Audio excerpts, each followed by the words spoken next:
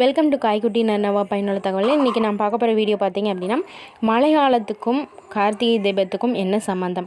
அதாவது கார்த்திகை கூம்ப ஆரம்பிச்சிருச்சு அப்படின்னாவே மழை வரும் அப்படின்னு சொல்லுவாங்கங்க. அது என்ன ரீசன் அப்படின்னா, ஆன்மீகமும் இருக்குது, நம்ம கடவுளுக்காக தான் விளக்கு போடுறோம் அப்படிங்கிறது இருந்தாலும் கூட அறிவியல் பூர்வமான உண்மைகளும் இதில் இருக்குது. மழை தொடர்ந்து பொழிஞ்சிட்டே இருக்கும்போது வீடுகள்லேயும் எல்லா இடங்கள்லையும் பூஞ்சுகள் தங்கியிருக்கும். அது மட்டும் இல்லாமல் ஈரப்பதமும் அதிகமாக இருக்கும்.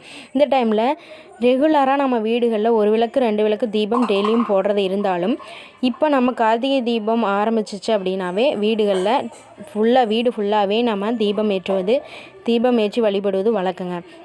இப்போ என்ன ஆகும் அப்படின்னா, அந்த பூஞ்சைகளும் ஈரப்பதமும் நமக்கு குறைய ஆரம்பிக்குங்க. அதுக்காக தான் வீடு ஃபுல்லாகவே கார்த்திகை தீபம் ஏற்றி வழிபடுறோம். இது அறிவியல் பூர்வமான உண்மை, ஆன்மீகமும் இருக்குது இதில். சரிங்களா? திருவண்ணாமலையில் கார்த்திகை தீபம் ஏற்றினதுமே நம்ம வீடுகளில் 6-5க்கு மேலே விளக்கு போடுவோம். இந்த வீடியோ பிடிச்சிருந்துச்சுன்னா லைக்